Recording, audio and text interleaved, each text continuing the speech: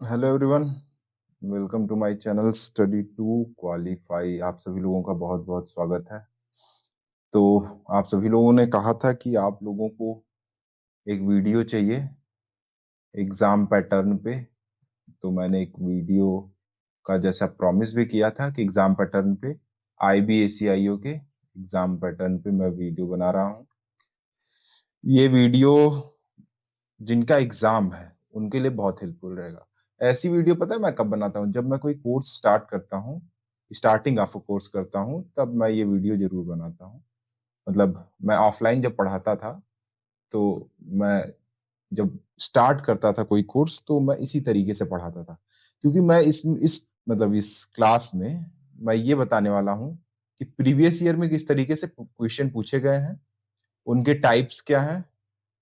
ठीक है, जरूरी बात है, आपको टाइप्स पता चल जाएंगे तो आपको मालूम चल जाएगा, वो एरिया मालूम चल जाएगा जिसमें आपको काम करना है, और उसके हिसाब से आपको अब अगले कुछ दिनों में प्रैक्टिस करनी है। तो इसमें सबसे पहले हम PYQ के हिसाब से एग्जाम पैटर्न पे बात करेंगे, और फिर उसके बाद बाकी चीजें भी देखेंगे।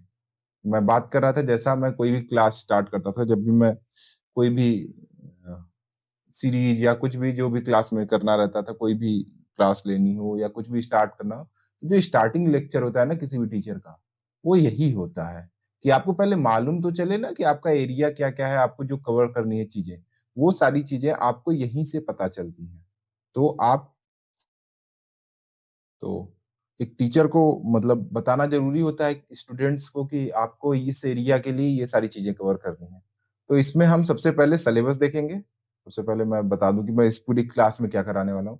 क्लास में छोटी रखूंगा। इसमें मैं PYQ सॉल्व नहीं कराऊंगा, आपको ये याद रखिएगा। PYQ सॉल्व नहीं कराने वाला, मतलब कराऊंगा पर उस तरीके से नहीं, मतलब ज्यादा नहीं कराऊंगा। मैं टाइप्स बता दूंगा। हर एक टाइप, मतलब हर एक टाइप्स ऑफ क्वेश्चन जो आस्क हुए हैं अभी तक, सारे क्वेश्चन जो अभी तक पूछे गए हैं किसके द्वारा, IB के द्वारा एग्जाम में, वो सारे मैं बता दूंगा, ग्रेड 2। ठीक है, उसके बाद आपको PYQ मिल जाएंगे, आपको टाइप्स मिल जाएंगे। आप इन्हीं क्वेश्चन के हिसाब से अपनी प्रैक्टिस कर लीजिएगा। अगर इसके हिसाब से आप प्रैक्टिस कर लोगे तो याद रखना, इसी के बेसिस पे पेपर आने वाला है। मतलब पेपर 95% इसी की तरह आएगा, सिमिलर आएगा। बस हो सकता है कि उसमें चीजें अलग हों। इसमें मान लीजिए मैंने आपको बताया कि ABC का सिनोनिम पूछा है, तो हो सकता है उसमें XYZ का साइनो ही पूछे। पेपर का पैटर्न वही ही रहेगा, कुछ चेंज नहीं हो जाएगा। ये मैं प्रॉमिस कर सकता हूँ आप लोगों को। ये आपके लिए बहुत ही जरूरी क्लास है। ये क्लास मुझे बहुत पहले बना देनी चाहिए थी, पर मैंने लेट किया, उसके लिए मैं माफी चाहूंगा। पर ये क्लास आपको करनी बहुत ज्यादा जरूरी है। मैंने जैसा कहा ना कि ये पहली क्लास होनी चाहिए। कोई भी आप कोर्स स्टार्ट करते हो ना, तो ये पहली क्लास होनी चाहिए। पर क्या करूं, अब टाइम नहीं है, 2 से 3 दिन है। अभी तो मैं रात को रिकॉर्ड कर रहा हूँ, ये 13th खत्म हो जाएगी, ये 14th को मैं अपलोड कर दूंगा। 14th 15th 2 दिन रहेगा एग्जाम के पहले। इन दोनों दिनों में कम से कम इस क्लास को एक बार से लेके 2 बार जरूर देख लेना। 2x पे करके देख लेना, जल्दी से हो जाएगी। आपको टाइप्स ऑफ क्वेश्चन मालूम चल जाएंगे। जब आपको टाइप्स ऑफ क्वेश्चन मालूम चल जाएंगे, उसी के हिसाब से आप प्रैक्टिस कर लेना। जिसके हिसाब से आपके मार्क्स थोड़े से इंक्रीज हो जाएंगे। जो कह रहे हैं ना कि मैं बॉर्डर पे हूँ, मेरे कुछ थोड़े कम नंबर आ रहे हैं, उनके नंबर्स आराम से इंक्रीज हो जाएंगे। तो मैं ये क्लास स्टार्ट करता हूँ। तो सबसे पहले IBACIO Tier 1 एग्जामिनेशन जो कि होने वाला है 16 to 18 होने वाला है। ठीक है बच्चों, तो स्टार्ट करते हैं। इंग्लिश सिलेबस सबसे पहले देख लेते हैं, और प्रीवियस ईयर में कितने क्वेश्चन पूछे गए सब लोग जानते हो। प्रीवियसली 17 और 18 जनवरी, 17 और 18 जनवरी 2024 को 8 शिफ्ट में एग्जाम लिया गया था। 8 शिफ्ट में एग्जाम लिया गया था। ठीक है, 8 शिफ्ट में एग्जाम लिया गया। उन एग्जाम्स में कितने क्वेश्चन आए थे इंग्लिश के, मतलब इंग्लिश सेक्शन से 20 क्वेश्चन आते हैं। ठीक है, और कौन कौन से टॉपिक से कितने क्वेश्चन आए थे, वो सारे यहाँ पे लिखे हुए हैं। तो हम एक एक करके सारे टॉपिक्स का, मतलब साइनो के कितने तरीके के क्वेश्चन आए थे, एंटो के कितने तरीके के क्वेश्चन आए थे, इडियम्स एंड फ्रेजेस में कितने तरीके के क्वेश्चन आए थे, सारे टाइप्स हम डिस्कस करते हुए चलेंगे। सारे क्वेश्चन एक एक, सारे के एक एक क्वेश्चन डिस्कस करते हुए चलेंगे। तो सबसे बड़ा जो वेटेज था वो 32 क्वेश्चंस का था, इडियम एंड फ्रेजेस का। अगर 8 शिफ्ट में एग्जाम हुआ था 32 क्वेश्चन, तो एवरेज मान के चलते हैं 4 क्वेश्चन तो इडियम एंड फ्रेजेस का आ रहा था। तो मतलब ये एक इंपॉर्टेंट टॉपिक हो गया, आपको यहाँ से ये देख लेना है। दूसरा आपको देखना है कि वन वर्ड सब्स्टिट्यूशन के 20 क्वेश्चन थे। तो अगर 8 शिफ्ट में एग्जाम हुआ था, तो लगभग मान लेते हैं 2.75 हुआ, पर मान लेते हैं 3 क्वेश्चन इससे आए थे। तो ये भी एक इंपॉर्टेंट मतलब पॉइंट हो जाता है कि आपको ये करना है। साइनो एंटो मिला लेते हैं, 25 क्वेश्चन, नियरली 3 क्वेश्चन साइनो एंटो से भी आ रहे हैं, तो ये भी एक इंपॉर्टेंट पॉइंट हो जाता है। सेंटेंस इंप्रूवमेंट, एरर डिटेक्शन, ये दोनों पॉइंट एक साथ पढ़ते हैं। जो एरर डिटेक्शन पढ़ाता है फिर वो उसको इंप्रूव करके भी पढ़ाता है, कोई भी टीचर हुआ तो वो दोनों पॉइंट को मिक्स करके पढ़ाता है। तो यहाँ से भी काफी क्वेश्चन आए थे। क्लोज टेस्ट आया था, 15 क्वेश्चन आए थे क्लोज टेस्ट के। जंबल सेंटेंसेस आए थे, ऑड वन आउट सेंटेंसेस आए थे, और कुछ मिसलिनियस टॉपिक से क्वेश्चन आए थे। तो ये मेनली डिवीजन था इंग्लिश के सिलेबस का, और ये नंबर ऑफ क्वेश्चंस थे। ठीक है, तो स्टार्ट करते हैं, एक एक पॉइंट लेते हैं, उसमें कितने तरीके के क्वेश्चन पूछे गए थे वो सारी चीजों को हम इस लेक्चर में कवर करने वाले हैं। तो सबसे पहला जो क्वेश्चन था, मतलब हम लोग पॉइंट लेते हैं, वो साइनो को लेते हैं। साइनो में दो तरीके के क्वेश्चन पूछे गए। पहला तरीका का ये, पहले तरीके से ये क्वेश्चन रहा, जैसे आप सभी लोग जानते होंगे एजीज का मतलब क्या होता है। ये जूस वर्ड है, जूस मेथोलॉजी से लिया गया है। इसका मतलब होता है प्रोटेक्शन। मतलब जब भी कोई साइनो एंटो पढ़ता है तो इसमें ए वाले वर्ड में ये वर्ड जरूर आता है, मतलब ये 100% श्योर रहता है कि ये वर्ड आएगा। जैसे एबंडन आता है, जरूरी है ना एबंडन, उसी तरीके से क्या कहते हैं, ये भी आना जरूरी है। ये दोनों वर्ड जरूर से जरूर आते हैं। तो एजीज का मतलब क्या होता है, प्रोटेक्शन। ये अगर आपने नहीं पढ़ा है तो मतलब काफी आपकी प्रिपरेशन लो है। पर इसको एक तरीके से और कर सकते हैं, अगर ऑप्शन को देखें, एग्रीवेट का करना का मतलब होता है बढ़ाना किसी चीज को, इंटेंसिफाई का भी मतलब होता है किसी चीज को बढ़ाना, और स्प्रेड का मतलब होता है किसी चीज का फैलना। तो वो भी अगर हम कहें तो बढ़ने से ले सकते हैं। तो एक ऑप्शन जो हमको अलग लग रहा है थोड़ा सा, इसको देख के एनालाइज करके भी हम कर सकते हैं। तो जैसे प्रोटेक्शन हो गया, कई बार इसका मतलब सपोर्ट भी होता है, सपोर्ट भी हम कह सकते हैं इसका मतलब होता है एजिस का मतलब। तो मैं यहाँ क्वेश्चन कराने नहीं आया हूँ, मैं टाइप्स ऑफ क्वेश्चन बताने आया हूँ। तो पहला टाइप जो साइनो में पूछा गया था वो इस तरीके से पूछा गया था, पर इसके फ्यू क्वेश्चन थे, मतलब बहुत ही कम नंबर थे इस क्वेश्चन, ऐसे क्वेश्चन के। ठीक है, पर थे। तो जिनमें ये क्वेश्चन रहा होगा उनमें क्या कहते हैं नॉर्मलाइजेशन का कम असर पड़ा होगा, जिसमें सेकंड टाइप वाला क्वेश्चन जो मैं भी कराने वाला हूँ वो है, वो उसमें ज्यादा पड़ा होगा। क्योंकि इसको करने में आपको मैक्सिमम अगर आ रहा है तो 10 सेकेंड्स, नहीं आ रहा है तो फिर कुछ भी कर लो, आने नहीं है, मतलब ये थोड़ा मोड़ा मैंने लगा दिया, टाइम है इसलिए यहाँ पे, वरना वो आपको समझ में नहीं आएगा। वहां एग्जाम के प्रेशर में ये क्वेश्चन भी नहीं होता है, कई बार आता हुआ ऑप्शन जब गलत लग जाता है तो ये कैसे हो। तो ये हो गया हमारा टाइप 1। ठीक है, टाइप 1 साइनो में ये हो गया। टाइप 2 जो पूछा गया था साइनो में, वो पूछा गया था ये क्वेश्चन। टाइप 2 आप क्वेश्चन जो थे वो इस तरीके के थे। टाइप 2 दो तरीके के साइनो में ये क्वेश्चन पूछे गए थे। पहला वो था जो लगभग 4-5 क्वेश्चन उसके आए थे, बाकी सारे क्वेश्चन टाइप इस टाइप के आए थे। जैसे सब लोग जानते हैं गिल्ट का मतलब होता है कॉन्ट्रिशन, इनएक्टिव का मतलब होता है लेथार्जिक, और सरकमवेंट का मतलब होता है निकल जाना, बाहर निकल जाना। तो स्केप, ये तीनों ऑप्शन एकदम सही मैच है।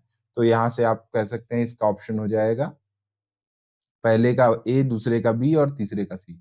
तो ये था टाइप 2।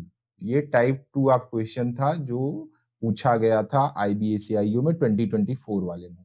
तो हमने दो तरीके के साइनो क्वेश्चन देख लिए, और इन्हीं सिर्फ पैटर्न पे वो जो 22 क्वेश्चन थे ना, जो भी रहे हो, मतलब मैंने नंबर मुझे नहीं याद है, पर जो भी साइनो क्वेश्चन थे वो इन्हीं दो टाइप्स पे पूछे गए थे। तो ये तो हो गया हमारा पहला, साइनो कैसे करना है। तो आप इन इस टाइप के क्वेश्चन की प्रैक्टिस बचे हुए 2 दिनों में जरूर कर लीजिएगा। ठीक है, आगे चलते हैं, क्योंकि ये टाइम टेकिंग है, बहुत टाइम टेकिंग है, इसीलिए प्रैक्टिस की जरूरत है। सेम एंटो में भी सेम एकदम डिट्टो वही पैटर्न था कि टाइप 1 में क्या कहते हैं डायरेक्ट वर्ड दे दिया है, टाइप 1 में डायरेक्ट वर्ड दे दिया है। ठीक है, यहाँ पे आपको एंटो पूछ लिया है कॉर्पुलेंट की, आप सभी लोगों को मालूम है इसका मतलब हो जाएगा स्लिम, कॉर्पुलेंट का एंटो हो जाएगा स्लिम। और दूसरा क्या कहते हैं कि इसमें पूछ लिया है आपको क्या कहते हैं दूसरे टाइप ऑफ क्वेश्चन, जैसे साइनो में हमने पढ़ा था, दूसरे टाइप ऑफ क्वेश्चन जैसे हमने पढ़ा था साइनो में भी, उसको क्या कहते हैं लिस्ट बना के, लिस्ट 1 और लिस्ट 2, ये टाइप 2 की तरह क्वेश्चन पूछ लिया गया है, इसमें भी टाइप 2 की तरह ये क्वेश्चन पूछ लिया गया है। ठीक है, तो ये दो सेकंड टाइप ऑफ क्वेश्चन हो गए। तो जब भी कोई कोर्स स्टार्ट होता है, मैं चाहता तो हूं कि मैं यहाँ पे भी कोर्स कराऊं, इसीलिए अगर आप लोग चाहते हैं कि मैं कोई भी कोर्स कराऊं किसी भी एग्जाम के लिए, इंग्लिश का, जीके जीएस का और रीजनिंग का, मुझे 3 सब्जेक्ट ही आते हैं, रीजनिंग आती है, इंग्लिश आता है और जीके जीएस आता है। क्योंकि मैंने यूपीएससी के लिए पढ़ाया है, सीएपीएफ के लिए पढ़ाया है, सीडीएस के लिए पढ़ाया है, तो मुझे ये तीनों सब्जेक्ट आते हैं। रीजनिंग काफी अच्छी आती है, इंग्लिश ठीक ठाक आती है, जीके जीएस भी मुझे लगता है कि मैं बेहतरीन हूँ जीके जीएस में। तो आप लोगों को अगर कोई कोर्स मतलब चाहते हो कि मैं करूं कोर्स इसी तरीके से, जैसे ये पैटर्न है कि मैं सारे टाइप्स ऑफ क्वेश्चन बताऊं कि आप ये चेक करो पीवाईक्यू में इस तरीके के क्वेश्चन आए हैं। तो जब हम प्रैक्टिस करेंगे तो इस तरीके के क्वेश्चन प्रैक्टिस करेंगे ताकि आपका टाइम कम होता जाए, आप उसमें ज्यादा बेहतर होते जाओ। तो आप क्या करना कि टेलीग्राम पे जाना, कुछ नहीं करना आपको, सिर्फ टेलीग्राम पे जाना, वहां पे लिखना कि मुझे यूपीएससी सीडीएस के लिए क्लासेस चाहिए, ठीक है, सीडीएस के लिए इंग्लिश सब्जेक्ट की क्लासेस चाहिए। ये बिगनर्स के लिए ज्यादा फायदा करेगा, क्योंकि मैं अगर मान लीजिए अब आने वाला 2026 में सीडीएस वन होगा, सीडीएस वन, तो अगर किसी को उसकी क्लासेस चाहिए तो वो ऐसे बता सकता है। अगर वो इतनी चीज लिख के भेज देगा ना, तो मैं एक कोर्स डिजाइन कर रहा हूँ, हो सकता है मैं उसके हिसाब से भी कोर्स डिजाइन करूँ। तो ये टाइप 2 ऑफ क्वेश्चन एंटो में था। टाइप 2 ऑफ एंटो में क्वेश्चन किस तरीके से था, आपको मैच द फॉलोइंग वर्ड्स में दे दिया जाएगा क्वेश्चन, फिर आपके पास ये ऑप्शंस रहेंगे, आपको इन ऑप्शंस में से उसको क्या कहते हैं कि सही करना होगा। जैसे गलीबल का मतलब होता है जिसको आसानी से बेवकूफ बनाया जा सके, सस्पिशियस का मतलब हो जाएगा फिर उसका अपोजिट। वहीं जेपॉर्डी का मतलब होता है आपका क्या कहते हैं कि खतरा, डेंजर और रिस्क, और वहीं उसका अपोजिट हो जाएगा आपका प्रोटेक्शन। वहीं टाइनी का मतलब होता है छोटा, और जाइंट का मतलब होता है बड़ा, बहुत छोटा, टाइनी। ठीक है, ये टाइनी है टीनी है जो भी है। तो इसका ऑप्शन हो जाएगा आपका पहले का बी हो जाएगा, पहले का बी हो जाएगा। आप ऐसे भी कर सकते हो, मान लीजिए आपको एक मीनिंग आती है, जैसे गलीबल की मीनिंग आती है, तो उसके हिसाब से आपने वन का बी कर लिया, तो आपके ये ऑप्शन तो कैंसिल हो गए।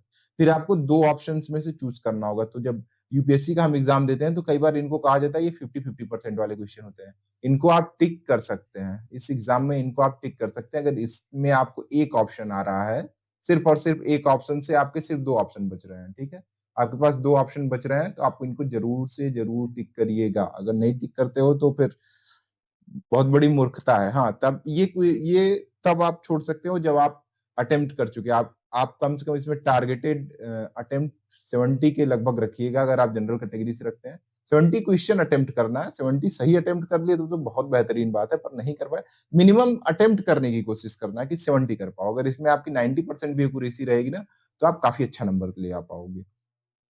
तो मैं बात कर रहा था कि जैसे इन क्वेश्चन को तब वो 50-50 करके आप रखे रहना, मतलब छोड़ना मत, इसमें से एक अटेम्प्ट करके ही चले जाना, मतलब इस पे टिक लगा लेना लेकिन मार्क फॉर रिव्यू कर देना, ठीक है। तो वो अगर मान लीजिए आप दोबारा इस क्वेश्चन पे आ नहीं पाए, तो वो सेव हो जाएगा, वो आंसर सेव हो जाएगा आपका, तो उसको आपको टेंशन नहीं लेना। हाँ, आपको इसमें टिक लगा के चल जाना है आगे, ठीक है। टाइम बचेगा तो आएंगे, नहीं तो फिर इसको छोड़ देंगे। आगे चलते हैं, साइनो हो गए, एंटो हो गए, अब आ जाते हैं तीसरा और बहुत ही इंपॉर्टेंट टॉपिक, इससे भी क्वेश्चन आए थे, अच्छे क्वेश्चन आए थे, क्या कहते हैं one word substitution. One word substitution से क्वेश्चन आए थे, वन वर्ड सब्स्टिट्यूशन से काफी क्वेश्चन आए थे। तो वन वर्ड सब्स्टिट्यूशन एक इंपॉर्टेंट पॉइंट बन जाता है, वन वर्ड सब्स्टिट्यूशन। तो सबसे पहले स्टार्ट करते हैं, वन वर्ड सब्स्टिट्यूशन का पहला क्वेश्चन है। हाँ, वन वर्ड सब्स्टिट्यूशन में जो पहले टाइप ऑफ क्वेश्चन था वो match the following type of question था, ठीक है। पहला टाइप यही था, जिसमें आपको वर्ड्स दे दिए हुए हैं और फिर इसके बाद यहाँ पे वन वर्ड दिया हुआ है, आपको इन दोनों से मैच करना है।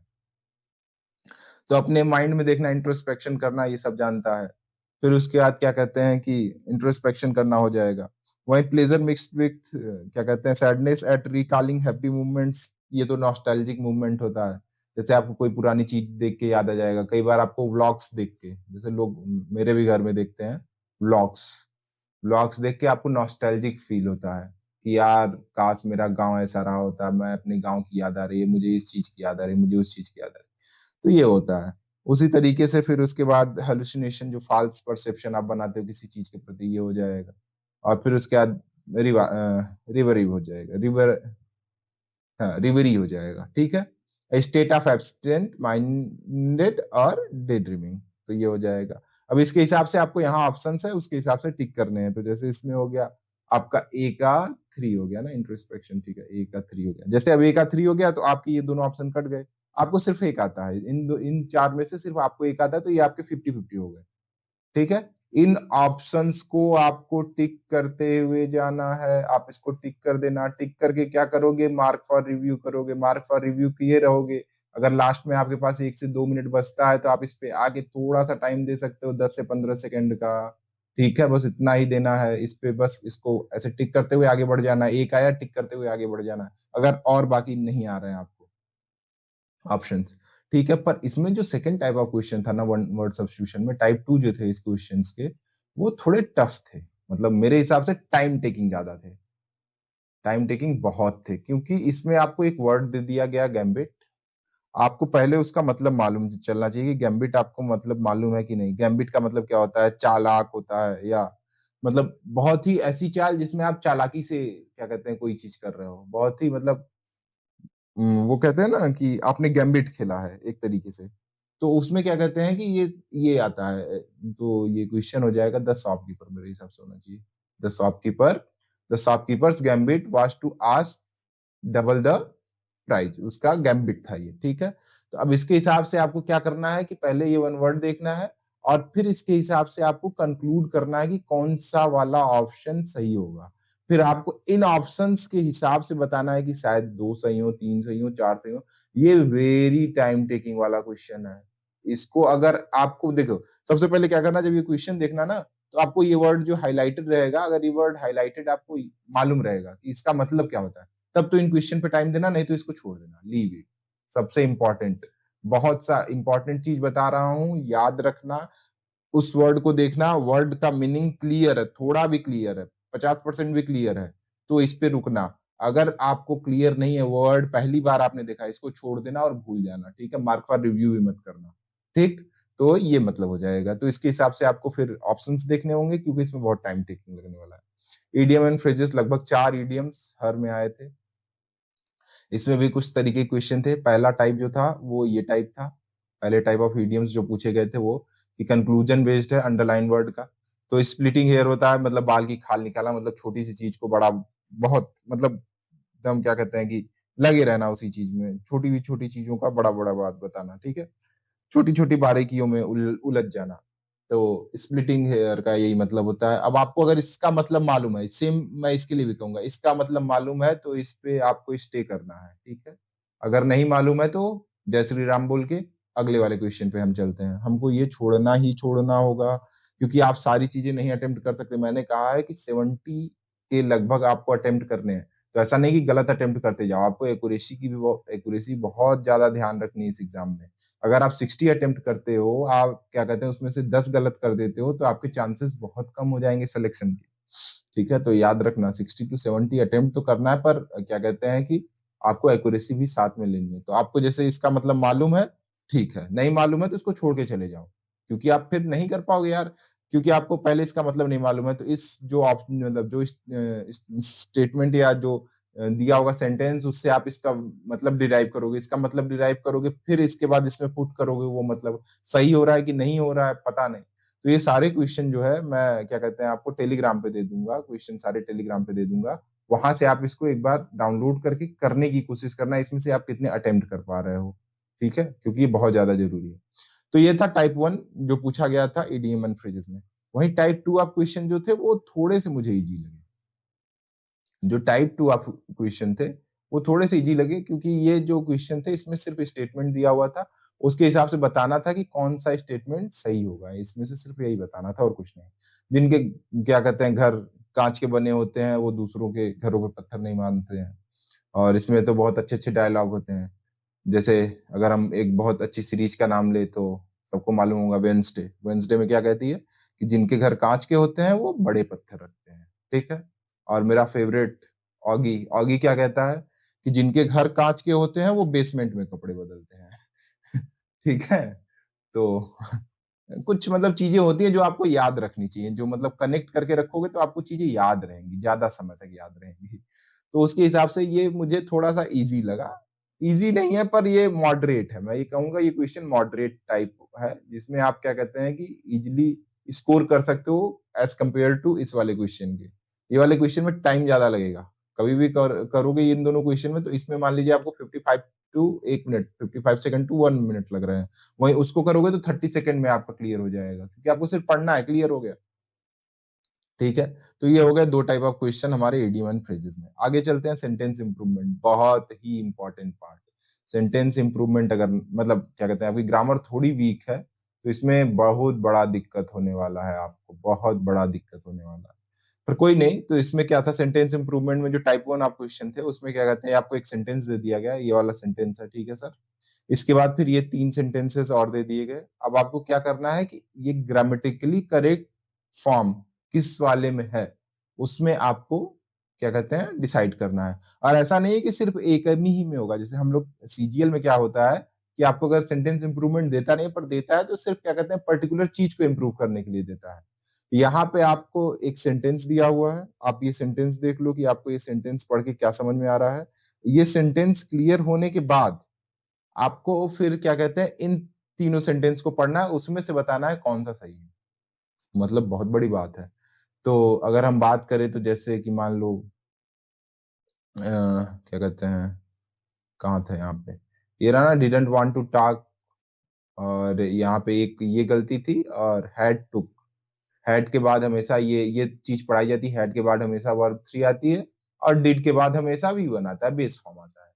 तो उसके हिसाब से यहाँ पे आपको ऑप्शन टिक करने थे, उसके हिसाब से फिर आप चीजों को सही कर सकते थे। लेकिन मैंने एक चीज देखी है कि अगर क्वेश्चन टफ आ रहा है आईबी में, मतलब ये देखी हुई चीज है, कुछ मैंने प्रीवियस ईयर क्वेश्चन को देखा है कि आईबीएसईआईओ में एक काम करना, जैसे मतलब आपको लगेगा ना कि यार ये क्वेश्चन मुझे, मतलब आपको ऑप्शन पढ़ने के बाद लगेगा कि यार ये भी सही है, ये भी सही है, ये भी सही है, तो यार ये करके आ जाना। क्योंकि मैंने देखा है कि काफी क्वेश्चंस, मतलब मोस्ट मोस्ट क्वेश्चन में ऐसा हो रहा है ना कि जिसमें मुझे लग रहा है कि ये तीनों ऑप्शन सही है, ये मैं अपनी बात बता रहा हूँ कि ये तीनों ऑप्शन सही लग रहा है, पर मैं श्योर नहीं हूँ। उसमें ऐसा हो रहा है कि वो तीनों के तीनों ऑप्शन सही है। मैं ये जीके जीएस के लिए भी कह रहा हूँ, और मैं ये क्या कहते हैं इंग्लिश के लिए भी कह रहा हूँ। इंग्लिश में मुझे जो कंफ्यूजिंग लग रहा है, अगर उसकी भी बात करूं और जीके जीएस में भी बात करूं, कि मान लो मुझे 2 पॉइंट आ रहे हैं पर तीसरा नहीं आ रहा है, तो मैं अगर ट्राई कर रहा हूं ना तो मुझे मालूम चल रहा है ये तीनों सही है। ठीक है, गलती अगर मुझे नहीं समझ में आ रही, तो ये पहला टाइप था उसमें। दूसरा टाइप ऑफ क्वेश्चन ये था, मतलब नहीं वो तो सेम है, ये दोनों सेम ही टाइप के हैं। ठीक है, सेंटेंस है और इसके बाद फिर ये 3 दिए हुए हैं आपको स्टेटमेंट, आपको बताना है कि इसमें से कौन सा वाला सही है, कौन कौन से वाले सही है। अगर एक सही है तो ठीक है, ठीक है। तो सेंटेंस इंप्रूवमेंट में सिर्फ एक टाइप ऑफ क्वेश्चन थे। एरर डिटेक्शन में भी क्या कहते हैं आसान था एरर डिटेक्शन। क्या कहते हैं आपको स्टेटमेंट दिया हुआ है, उसको डिवाइड कर दिया गया है कुछ पार्ट में। ठीक है, उसके बाद एक ऑप्शन नो एरर वाला भी दिया हुआ है, सही है कि नहीं है आपको ये सारी चीजें बतानी है। तो यहाँ पे तो देख के ही समझ में आ रहा है एन एन या तो एन ब्रांच होगा, ठीक है, या फिर एन नहीं होगा ब्रांचेस होगा। ठीक है, तो ये दोनों हो सकता है जो भी ऑप्शन हो। तो ये तो समझ में आ गया कि ये वाला ऑप्शन हो जाएगा इसका आंसर। ठीक है, तो इस तरीके से था एरर डिटेक्शन का क्वेश्चन। तो सेम ये भी था, एरर डिटेक्शन में भी एक ही टाइप का क्वेश्चन था। तो इस सेंटेंस इंप्रूवमेंट और एरर डिटेक्शन में अभी तक हमने सिर्फ वन टाइप ऑफ क्वेश्चन देखे हैं, टाइप वन के ही सिर्फ क्वेश्चन देखे हैं कि आपको सिर्फ एरर पहचान के और बताना है। सेंटेंस इंप्रूवमेंट में 3 सेंटेंस दिया हुआ है, इसमें से बताना है कौन सा सही है कौन सा नहीं। सबसे इजी तो मुझे अभी तक इंग्लिश के कोई टॉपिक में लगा तो एरर डिटेक्शन ही लगा, क्योंकि इसमें सिर्फ टाइम पढ़ने में ही जो लगे। आपकी ग्रामर अच्छी है, आप अच्छा कर जाओगे। आगे चलते हैं, अगला टॉपिक था क्लोज टेस्ट। क्लोज टेस्ट में सिर्फ मैं लाया हूं, पर क्लोज टेस्ट में बताना चाहता था कि कुछ क्लोज टेस्ट में 4 ऑप्शन आए थे, क्लोज टेस्ट में 5 ऑप्शन आए थे। ठीक है, तो मतलब आपको टाइम लगेगा। जैसे ये क्लोज टेस्ट में 4 ऑप्शन है सभी के, ठीक है, इसके बाद जो दूसरा क्लोज टेस्ट है उसमें 5 ऑप्शन है। ये देखिए 1 2 3 4 और ये रहा 5, 5 ऑप्शन के क्लोज टेस्ट दिए हुए हैं। तो ये बहुत ही टाइम टेकिंग है, बहुत ही टाइम टेकिंग है कोई। तो ये याद रखिएगा कि ये टाइप क्लोज टेस्ट आ रहे हैं, पर मेरे हिसाब से 3 ही सेट में आए थे क्लोज टेस्ट, जो भी शायद पहले ही दिन आए थे, शायद तीनों दिन, मतलब तीनों सेट सुबह दोपहर शाम वाले में था। मतलब सुबह, अर्ली मॉर्निंग, आफ्टरनून, इवनिंग, थोड़ी लेट इवनिंग वाले शिफ्ट में नहीं था। यही 3 शिफ्ट में बस क्लोज टेस्ट था, बाकी क्लोज टेस्ट नहीं थे, ऐसा शायद मुझे लगता है, या हो सकता है मैं गलत हूं, पर चेक कर लीजिएगा आप। तो एक क्लोज टेस्ट हो गया। जम्बल्ड में 2 तरीके के आए थे, एक आया था आपका जम्बल्ड सेंटेंसेस, दूसरे आए थे जम्बल्ड पैराग्राफ्स, दोनों आए थे। जैसे आपको पहला और लास्ट वाला पैराग्राफ दे दिया, 2 टाइप ऑफ क्वेश्चन थे, जैसा पहला ये वाला है टाइप। ठीक है सर, इसमें क्या था टाइप वन में, टाइप वन में था ओपनिंग सेंटेंसेस और क्लोजिंग सेंटेंस, दोनों दे दिया आपको, ओपनिंग सेंटेंस क्लोजिंग सेंटेंस दे दिया, बीच में कुछ सेंटेंसेस दे दिए हैं, आप इसको क्या कहते हैं सही करके लगाइए। ठीक है, ये अब आपको सिर्फ और सिर्फ प्रैक्टिस से आप अच्छा कर सकते हो, और किसी चीज से नहीं अच्छा कर सकते हो, ये सिर्फ प्रैक्टिस से अच्छी हो सकती थी। ये था टाइप वन, ये था टाइप वन। टाइप टू में क्या था, इससे भी बड़े क्वेश्चन थे, उसमें सिर्फ ये था कि आपको जैसे कुछ वर्ड दे दिए गए हैं ए बी सी डी, जैसे पी क्यू आर एस सिर्फ होता था ना, इसमें ई और एफ तक दे दिया गया है, और अब आपको इनको अरेंज करना है। तो ये टाइप टू आप क्वेश्चन थे। पीक्यूआरएस में क्या कहते हैं, पहला क्लोजिंग और ओपनिंग स्टेटमेंट दे दिया गया है, वो फिर उसके बाद आपको 4 स्टेटमेंट दिए हुए हैं। और एक टाइप 2 क्वेश्चन में क्या था कि आपको 6 से 7 डायरेक्ट क्वेश्चन क्या कहते हैं सेंटेंस दे दिए गए हैं, आपको उनको अरेंज करना है। ठीक है, तो आपको ये पैराग्राफ बनाना था और इस आपको पैराग्राफ को अरेंज करना था। तो ये हो गया दोनों टाइप ऑफ क्वेश्चन किसमें, हमारे PQRS में। आगे चलते हैं ऑड ऑन आउट। मेरे हिसाब से ये भी ठीक था काफी। 4 क्वेश्चन दिए हुए थे आपको पढ़ के, ये थोड़ा सा पता है इंग्लिश के साथ साथ जीके जीएस को भी मिक्स कर दिए हैं, मतलब अंडरस्टैंडिंग को मिक्स कर दिए। जीके जीएस की बात नहीं करूंगा मैं, इंग्लिश के साथ अंडरस्टैंडिंग को थोड़ा सा मिक्स कर दिए हैं। हाँ, आपको अंडरस्टैंडिंग नहीं आएगी अगर सेंटेंस पढ़ के, सेंटेंस चारों सही है। आपको सिर्फ और सिर्फ क्या करना है, देखना है कौन सा ऐसा सेंटेंस है जो मिल नहीं रहा इन चारों से, तो उसमें आपको एक आउट करना है, ऑड वन आउट करना है। तो इस तरीके से था ये। थोड़ा सा ऑड वन आउट इंग्लिश में अलग तरीके का था, एक कुछ इस तरीके का ऑड वन आउट था। तो वो टाइप ऑफ 1 क्वेश्चन थे जिसमें वो 4 ऑप्शन दिए होते और सेम टाइप 2 में थे, पर इसमें थोड़े छोटे छोटे ऑप्शन थे, उसमें बड़े बड़े ऑप्शन थे, बस यही, और कोई दिक्कत नहीं। एक ही टाइप ऑफ क्वेश्चन थे इसमें। जैसे क्या कहते हैं, ये 4 सेंटेंसेस हो गया, इसके बाद इसमें एक ऑड वन आउट आपको टिक करना था, तो ये थोड़ा बड़ा हो गया, लेंदी हो गया। जिसमें भी आएगा उसको टाइम लगेगा करने में, क्योंकि वो पढ़ेगा, इसमें से बताएगा, सेंटेंस ए बाहर हो जाएगा, तो वो ए पे आएगा, टिक लगा देगा। पर अगर मान लीजिए सिर्फ और सिर्फ डायरेक्ट 4 ऑप्शन दे दिए गए हैं, तो आपको मालूम चलेगा ये वाला बाहर है, तो आप इस पर टिक लगा के चले जाओगे। तो ये 2 टाइप ऑफ क्वेश्चन इसमें भी थे, 2 टाइप्स ऑफ क्वेश्चन इसमें भी थे। तो ये हो गया आपका ऑड वन आउट वाले क्वेश्चन। आगे चलते हैं, मिसलीनियस कुछ टॉपिक थे, जैसे आपको किसी वर्ड का करेक्ट मीनिंग पहले मालूम होना चाहिए। यहाँ पे जैसे आपको नादिर का मतलब मालूम है, एकदम निचली सीमा, एकदम जितना भी नीचे जा सकते हो, करेक्टली यूज किया गया। हैप्पी फील करोगे तो नादिर यूज नहीं करोगे। पॉलिटिशियन पे क्रिमिनल चार्ज लगा, वो अपने नादिर पे चला गया, ठीक है। नादिर पे नहीं जाएंगे, अगर समिट चढ़ जाएंगे तो ये भी गलत है, ये भी गलत हो जाएगा, तो ये वाला ऑप्शन हो जाएगा सही। तो ये था कुछ मिसलीनियस टॉपिक में, ये क्वेश्चन थे मिसलिनियस टॉपिक में। और ये भी था कि मान लीजिए मतलब मैक्सिमम यही था कि ये वर्ड दिया हुआ है और इस वर्ड की पहले आपको मीनिंग मालूम होनी चाहिए। जब आपको मीनिंग मालूम होगी तो उसके हिसाब से आप उसका सेंटेंस में यूज सही हुआ है कि नहीं तब बता पाओगे, अगर नहीं बता पाओगे तब तो फिर बाहर। ठीक है, पहले आपको मीनिंग मालूम होनी चाहिए, फिर सेंटेंस में यूज। जैसे कई बार कुछ मीनिंग्स होती निगेटिव है, ठीक है, उनको पॉजिटिव सेंटेंस में नहीं यूज कर सकते। सेंटेंस तो सही है पर पॉजिटिव सेंटेंस में नहीं, तो वो मीनिंग के क्या कहते हैं, मीनिंग पे क्लियर करेगा, वर्ड की मीनिंग पे क्लियर करेगा कि क्या है, वर्ड आपको दे दिया जाएगा। ठीक है, तो ये था अंग्रेजी इंग्लिश जिसे हम लोग कहते हैं। तो मैं इंग्लिश में तो उतना अच्छा नहीं, पर ठीक ठाक हूँ, तो पढ़ा लेता हूँ। तो इंग्लिश के सारे टॉपिक, सारे पॉइंट्स मैंने क्लियर कर दिए। अब आते हैं रीजनिंग पे। रीजनिंग की बात करते हैं कि रीजनिंग कैसी आई थी 2024 में, रीजनिंग में किस तरीके के क्वेश्चन थे। सबसे पहले ब्लड रिलेशन के 12 क्वेश्चन थे, इंपॉर्टेंट टॉपिक था। कोडिंग डिकोडिंग के 9 क्वेश्चन थे। सीरीज के 16 क्वेश्चन थे, सीरीज थोड़ी टफ थी। नंबर एनालॉजी के 8 क्वेश्चन थे। अल्फाबेटिकल ऑर्डर के 4 क्वेश्चन थे। ऑड वन आउट के 8 क्वेश्चन थे। मैथमेटिकल ऑपरेशंस के 8 क्वेश्चन थे। डायरेक्शन का सिर्फ और सिर्फ एक क्वेश्चन आया था, और वो भी इतना बड़ा कि 1 पेज का क्वेश्चन आया था। करना तो आसान था पर 1 पेज का क्वेश्चन आया था। उसके बाद फिर सिटिंग अरेंजमेंट के लगभग 12 क्वेश्चन आए थे। ऑर्डर एंड रैंकिंग के 9 क्वेश्चन आए थे। लॉजिकल अरेंजमेंट के 7 क्वेश्चन आए थे। स्टेटमेंट बेस्ड कुछ मिसलिनियस क्वेश्चन भी आए थे। वेन डायग्राम के 4 क्वेश्चन आए थे। स्लॉग का 12 क्वेश्चन आया था। जजमेंट का 1 क्वेश्चन आया था। आप इसको क्या कहते हैं, उससे भी कह सकते हो आर्ग्यूमेंट का, ये आर्ग्यूमेंट का क्वेश्चन था, जजमेंट का नहीं, आर्ग्यूमेंट का क्वेश्चन था मेरे हिसाब से। स्टेटमेंट कंक्लूजन के 3 क्वेश्चन आए थे। कोर्स ऑफ एक्शन के 3 क्वेश्चन आए थे। कॉज एंड इफेक्ट का 1 क्वेश्चन आया था। उसके बाद इमेज पैटर्न में 39 क्वेश्चन थे, जिसमें डाइस हो गया, वाटर इमेज हो गया, मिरर इमेज हो गया, इमेज सीरीज हो गई, इमेज सीरीज हो गई। फिर इसके बाद आपका फिगर कटिंग हो गया, एम्बेडेड फिगर हो गया, एम्बेडेड फिगर हो गया, embedded figure, EMBED, embedded figure हो गया। तो इस तरीके से कुछ क्वेश्चन थे। ठीक है, तो एम्बेडेड फिगर हो गया, ये सारे क्वेश्चन थे। आगे चलते हैं तो देख लेते हैं। जैसे कॉज एंड इफेक्ट का जो क्वेश्चन आया था वो कुछ इस तरीके से था। सबसे पहले आपको बता दिया जाएगा कि आपको ऑब्जर्व करके बताना है, तो आपको एक स्टेटमेंट दे दी गई, ये स्टेटमेंट है आपके पास। इसके बाद इसके 4 ऑप्शन दिए गए। इन 4 ऑप्शन के बाद आपको बताना है कि इसमें से कौन कौन से आपके कॉज निकल के आएंगे, या आपके कौन कौन से क्या कहते हैं इफेक्ट निकल के आएंगे। ये कॉज है तो इसका इफेक्ट क्या होगा। फिर उसके बाद आपको टिक लगाना होगा कि नहीं ए आएगा, बी आएगा, सी आएगा, डी आएगा। ये था बहुत ही इंपॉर्टेंट टाइप। ठीक है, क्योंकि अब सभी क्वेश्चन जो आएंगे ना वो लेंदी आएंगे। मैंने ये कहा है पेपर बहुत लेंदी आता है, मतलब आपको स्पीड रहनी चाहिए, फ्लुएंसी रहनी चाहिए, बहुत तेजी से पढ़ के समझने की आदत होनी चाहिए।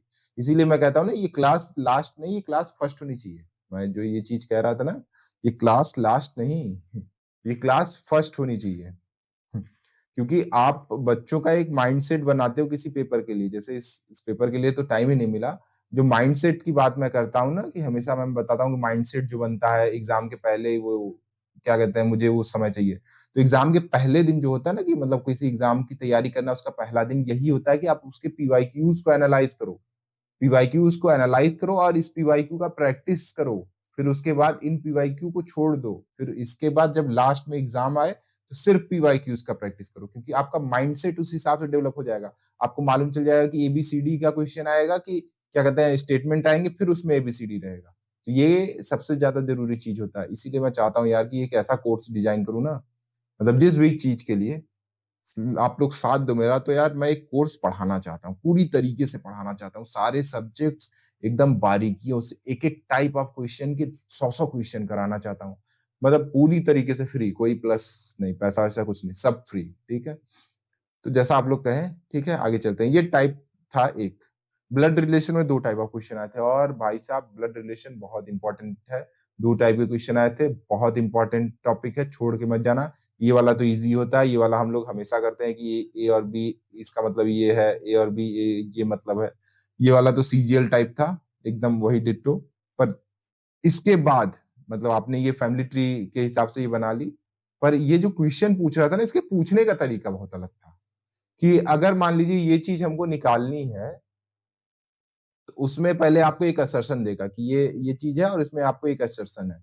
उसके बाद रीजन ये वाला, इसमें से कौन सा रीजन यूज करके हम ये वाला असर्शन निकाल सकते हैं, ठीक है। और अगर निकालेंगे तो कौन कौन सा हो सकता है, दोनों सही हो, दोनों ना सही हो।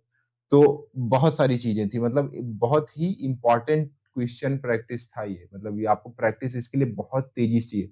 सबसे पहले आपको इसका फैमिली ट्री बनाने आना चाहिए। अगर कोई फैमिली ट्री से करता है तो आपको फैमिली ट्री बनानी होगी। फैमिली ट्री आपने बना ली, फैमिली ट्री बनाने के बाद फिर आपको असर्शन उसमें लगाना होगा कि असर्शन क्या हो सकता है। फिर उसके हिसाब से आपको दोनों ऑप्शन एनालाइज करने होंगे। इन दोनों ऑप्शन में से शायद एक ही हो, शायद दोनों हो, या दोनों ना हो। उसके बाद फिर आप क्या कहते हैं आंसर टिक करोगे। ये था सबसे इंपॉर्टेंट ब्लड क्या कहते हैं ब्लड रिलेशन में पहला टाइप था। टाइप 2 जो था वो क्या कहते हैं, मान लीजिए आपको 4 पर्सन के नाम दे दिए गए हैं, और फिर उसके बाद पूछा गया है सीए से किस प्रकार संबंधित है। फिर उसके बाद आपको 2 ऑप्शन दे दिए गए हैं, फिर कहा गया है कि सिर्फ यही जरूरी है, सिर्फ यही जरूरी है, दोनों जरूरी है, या दोनों से भी आंसर नहीं निकल पाएगा। तो ये वाला तो थोड़ा मैं मानूंगा इजी, मतलब ऊपर वाले से तो ये इजी ही मानूंगा, क्योंकि आपको इसमें सिर्फ निकालना है, क्योंकि आपको यहाँ पे दिया हुआ है। पर जो रिलेशनशिप इन वर्ड्स में दिया हुआ था, आप एक बार ट्राई करना। रिलेशनशिप जो दिया हुआ है वो थोड़ा टफ है। मतलब हिंदी में तो आप, हाँ एक चीज याद रखना, अगर हिंदी जिसको आती है वो हिंदी में चले जाना, मतलब हिंदी कर लेना। रीजनिंग को रीजनिंग में हिंदी में चले जाना, क्योंकि आपको कई बार रिलेशनशिप इसमें समझ नहीं आया। फादर्स नेफ्यू, तो अगर आपको ना समझ में आए तो आपको वहां जाके समझने में थोड़ी आसानी होगी, जब वो हिंदी में वो वर्ड्स को लिख के देगा। जब वो वर्ड्स हिंदी में लिख के देगा तो आपको लगेगा यार ये तो बड़ा इजी था। तो इसीलिए मैं ये कहूंगा कि जब भी आपको अगर दिक्कत लगेगी, सीधा मतलब कुछ नहीं करना, सीधा आपको हिंदी में चले जाना है। आप वहां से ये चीजें थोड़ी थोड़ी आसानी से, मैं नहीं कहूंगा कि बहुत आसान है, पर मैं ये कहूंगा जरूरी कि ये मतलब थोड़ा थोड़ा आसान है। तो ये आप हिंदी में जाके कर सकते हो। तो ये हो गया पहली बात, ठीक है आगे चलते हैं। ये था ब्लड रिलेशन के दोनों type of question. Coding decoding easy थी, मैं मानूंगा। कोडिंग डिकोडिंग अगर आपको सारे वर्ड्स लेटर सब कुछ याद है तो इजी था।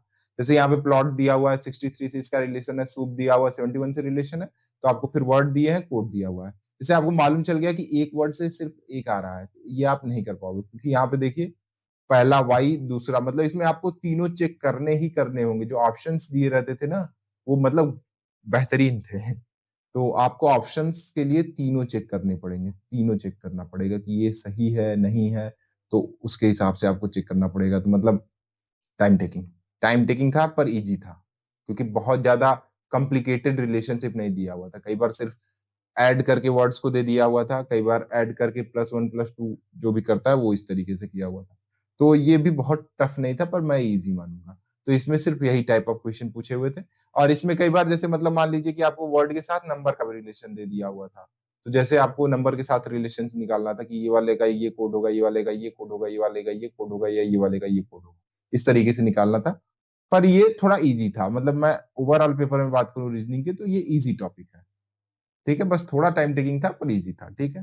तो ये दो टाइप ऑफ क्वेश्चन थे। पहले टाइप में सीधा आपको क्या कहते हैं रिलेशनशिप निकालना था, नंबर के साथ वर्ड दिए हुए थे। दूसरा वर्ड और नंबर दोनों दिया हुआ था, उसके साथ दूसरे वर्ड और नंबर का रिलेशनशिप निकालना था, कौन सा सही लगेगा। फिर आपको ऑप्शन में जाना था, कौन कौन सा सही हो रहा है उसके हिसाब से टिक लगाना था, ठीक है सर। तो ये हो गया दो टाइप ऑफ क्वेश्चन। सीरीज पहले तो सबसे आसान थी कि रॉन्ग टर्म फाइंड करना था कि इसमें से रॉन्ग कौन सा होगा, आपको सीरीज का रॉन्ग टर्म फाइंड करना था। जैसे मान लीजिए आपने ये निकाल लिया कि ये वाला गलत है या वो वाला गलत है, ये मत समझना कि मैं यहाँ टिक लगा रहा हूँ तो वही होगा ठीक है, ऐसा करके मत चले जाना कि मतलब मैंने लगा दिया टिक तो यही सही है, ऐसा नहीं है। मैं सिर्फ अभी प्रैक्टिस नहीं करा रहा हूँ, मैं सिर्फ बताते जा रहा हूँ किस तरीके के क्वेश्चन आए थे। तो इसमें भी तो मैं अगर जैसे मतलब मान लीजिए कि अगर मैं कोई कोर्स डिजाइन करता, एक बार मैं बार बार कोर्स की बात कर रहा हूँ, तो जैसे मतलब मैं सीरीज में ये डिजाइन कर देता कि रॉन्ग नंबर फाइंड करना था, ये पहला मैं टाइप ऑफ क्वेश्चन बता देता, ठीक। इसके बाद फिर मैं इसमें 10 चीजें बताता। जैसे कि मान लीजिए ये माइनस होके +1 हो रहा है, प्लस होके -1 हो रहा है, 2 टाइम्स होके हाफ हाफ मतलब 2 टाइम्स होके फिर क्या कहते हैं आधा हो रहा है, फिर क्या कहते हैं +1 +2 +3 वाली सीरीज चल रही है। इसमें ये 10 तरीके के मैं क्वेश्चन कर रहा था। पहले तो ये टाइप के क्वेश्चन कर रहा था कि ऐसे क्वेश्चन आएंगे। फिर इसमें जो जो दसों चीजें और यूज हो सकती हैं कि मैं क्या क्या इसमें यूज करके सीरीज को बना सकता हूँ, ये सीरीज किस तरीके से चल सकती है, हाफ ऐड होगा, हाफ टाइम्स होगा, क्या कहते हैं 1 और 4 टाइम्स होगा, ये सारी चीजें मैं करा था।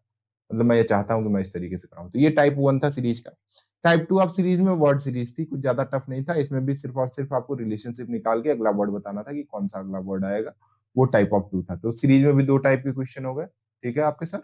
एक नंबर सीरीज वाले क्वेश्चन हो गए जो इजी थे, और जो ये वाला सीरीज था ये भी मतलब जरूरी था कि जो अल्फाबेटिकल सीरीज थी ना, इसमें ऐसा नहीं था कि आपको रिलेशनशिप निकालने में बहुत ज्यादा दिक्कत हो रही है। जैसे 14 3 17 3 20 3 23 आपको ये समझ में आ गया कि यहाँ पे 26 आएगा तो जेड ऑप्शन होगा, तो ये वाले क्वेश्चन गलत हो गए, ऑप्शन गलत हो गए। अब तो आप 50-50 पे आ गए, अगर टाइम नहीं है तो इन दोनों में से एक मारो चले जाओ, ठीक है। तो इस तरीके से था।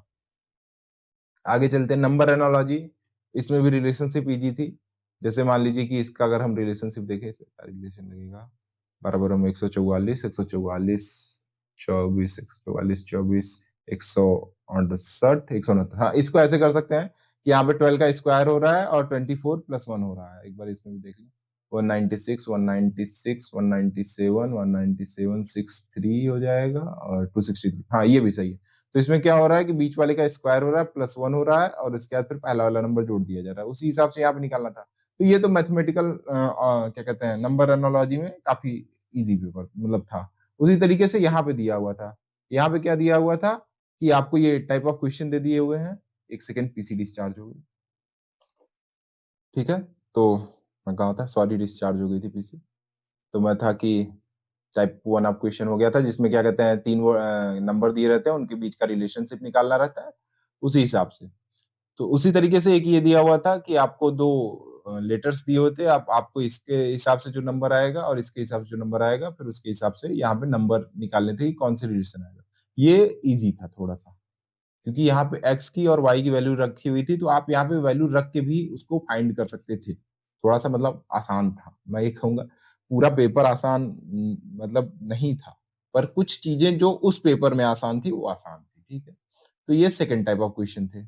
इसके बाद फिर डिक्शनरी ऑर्डर, इसमें तो कुछ करना ही नहीं था, सीधा डिक्शनरी में आपको पूछ लिया था कि तीसरे पोजीशन पे कौन सा वर्ड आएगा, तो आप तो जानते हो डिक्शनरी ऑर्डर पढ़ते हो यार, ये बहुत इजी क्वेश्चन थे, ठीक है। ये यहाँ पे एक इजी क्वेश्चन आ गया था डिक्शनरी ऑर्डर। उसके बाद फिर ऑड ऑन आउट में GK GS odd on word पूछा था, मतलब जीके जीएस बेस्ड, ठीक है। इसमें आपको मालूम है युआन यूरो और येन ये तीनों करेंसी है, बीजिंग आपका क्या कहते हैं एक सिटी, ठीक है। तो ये बाहर हो जाएगा।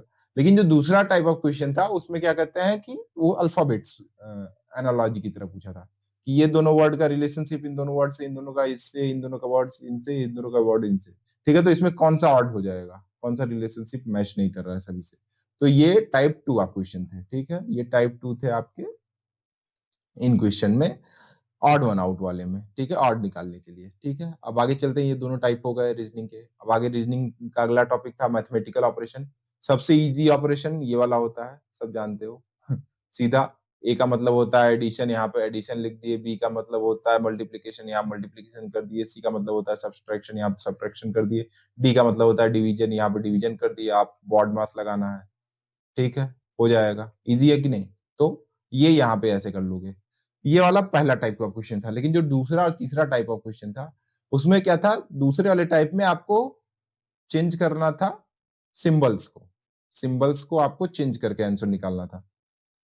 सिंबल्स को आपको चेंज करके आंसर निकालना था। सिंबल्स आप चेंज करते जाओगे, उसके हिसाब से आंसर निकालते हुए जाओगे। ठीक है, ये टाइप 2 आप क्वेश्चन थे। ठीक, टाइप 2 हो गया। मैं ये क्यों करा रहा हूं, क्योंकि आपको अब जो प्रैक्टिस करनी है वो इसी पे बेस करनी है, याद रखना। और प्रैक्टिस के लिए क्वेश्चन चाहिए तो टेलीग्राम पे जुड़ जाना, मैं कुछ क्वेश्चन ड्रॉप कर दूंगा पीवाईक्यू बेस्ड बहुत अच्छे से। एक तो ये पीडीएफ रहेगी, कम से कम इसको ही करके चले जाओगे एग्जाम के पहले, तो आपके नंबर इंप्रूव हो जाएंगे, इतना याद रखना।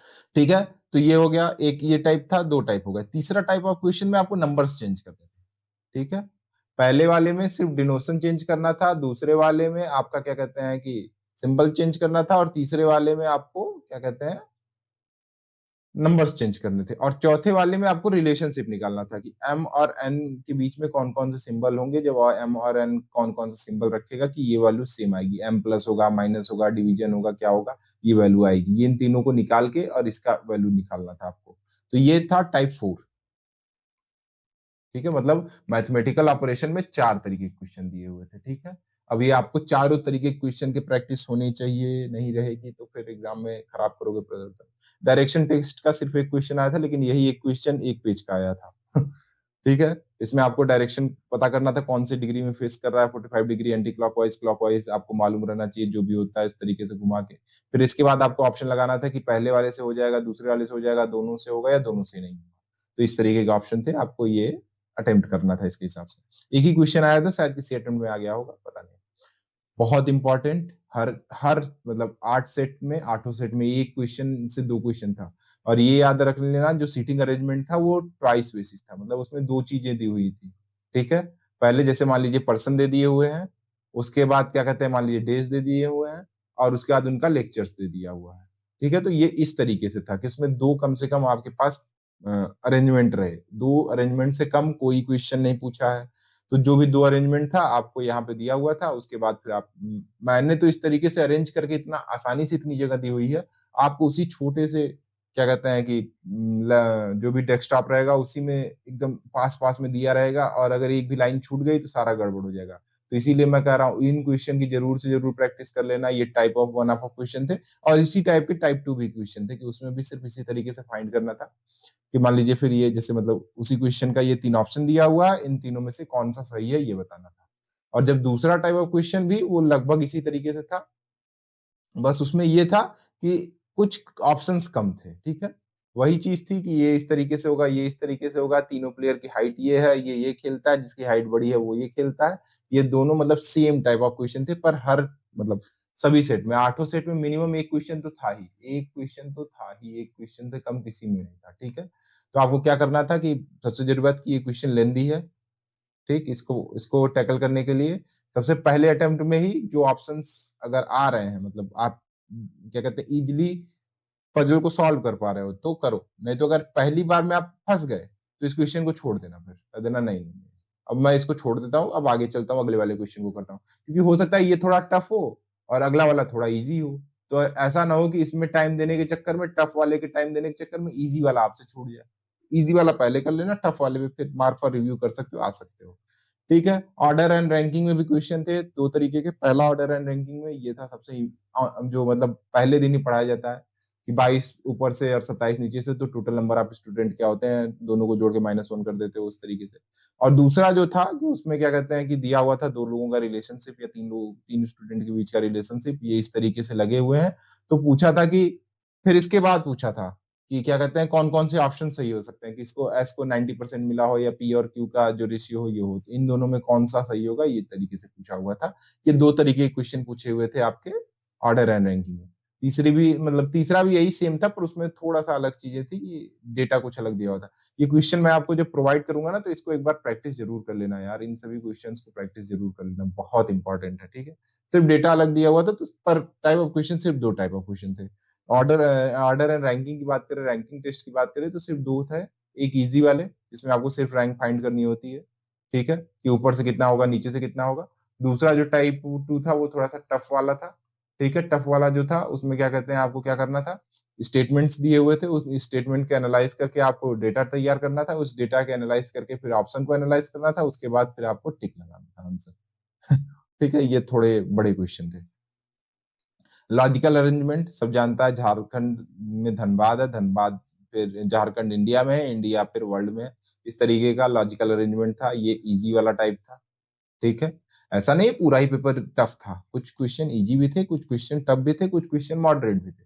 तो ये पेपर मुझे बैलेंस पेपर लगता है, आईबी का पेपर सबसे बैलेंस पेपर लगता है। बस थोड़े से अगर ये क्या कहते हैं क्वेश्चन को लेंदी ना बनाए ना तो बच्चे अच्छा स्कोर करेंगे। जो दूसरा था अरेंज क्या कहते हैं आपका लॉजिकल अरेंजमेंट वाला क्वेश्चन, वो कुछ इस तरीके से था। जनवरी से जून के बीच में आपको इनको क्या कहते हैं कि 6 मूवियां रिलीज हो रही हैं, उसके हिसाब से बताना था कि कौन सी मूवी फरवरी में रिलीज होगी, तो वो आपको आसानी से पता चल जाएगा। क्योंकि ये अरेंजमेंट का भी क्वेश्चन मान सकते हैं, इसको पजल का भी क्वेश्चन मान सकते हैं, क्योंकि आप अगर पजल सॉल्व करते हो तो आप इसको इजीली सॉल्व कर लोगे, क्योंकि इसमें बहुत ज्यादा स्टेटमेंट्स नहीं दिए हुए थे।